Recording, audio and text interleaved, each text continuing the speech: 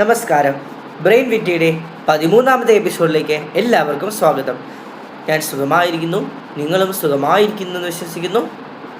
ലോകാ സമസ്ത സുഖിനോ ഭവന്തു. അപ്പോൾ നമ്മൾ സ്പേസിനെ കുറിച്ചുള്ള കാര്യങ്ങളാണ് ആണല്ലേ. അപ്പോൾ സ്പേസിൻ്റെ ബാക്കി കാര്യങ്ങൾ നമുക്ക് നോക്കാം. ആപ്പിൾ ഉപഗ്രഹം വിക്ഷേപിച്ചത് എന്ന് 1981 ജൂൺ 19 ആപ്പിൾ ഉപഗ്രഹം വിക്ഷേപിച്ചത്. ഇന്ത്യയുടെ ആപ്പിളിനെ ബഹിരാകാശത്തേക്ക് നയിച്ച റോക്കറ്റ് ഏതാണ്? ആരിയാനെ. യൂറോപ്യൻ സ്പേസ് ഏജൻസി ഉപഗ്രഹമായ ആരിയാനെയാണ് അത്. ആരിയാനെ റോക്കറ്റിൻ്റെ ഉയരവും ഭാരവും എത്ര? ഉയരം 180 അടി, ഭാരം 208 അടി. ടെലിവിഷൻ സംപ്രേഷണത്തിന് ആദ്യമായി ഉപയോഗിച്ച ഉപഗ്രഹം ഏത്? ടെൽസ്റ്റാർ. V2 റോക്കറ്റിൻ്റെ ജന്മദേശം എവിടെ? ജർമ്മനി.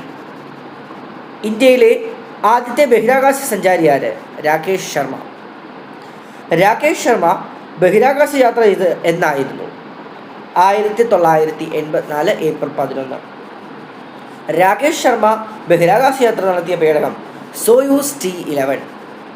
രാകേഷ് ശർമ്മയ്ക്ക് നൽകപ്പെട്ട അവാർഡുകൾ ഏവ? അശോക ചക്രം India, hero of the Soviet union, order of Lenin, gold star എന്നിവ റഷ്യയിൽ നിന്നും. ഇന്ത്യൻ പാർലമെൻറ്റിൽ അംഗമായിരുന്ന ഭൗതിക ശാസ്ത്രജ്ഞൻ മേഘനാഥ് സാഹയുടെ പേരിലുള്ള ഗവേഷണ സ്ഥാപനത്തിൻ്റെ പേര് എന്ത്? സാഹ ഇൻസ്റ്റിറ്റ്യൂട്ട് ഓഫ് ന്യൂക്ലിയർ ഫിസിക്സ്.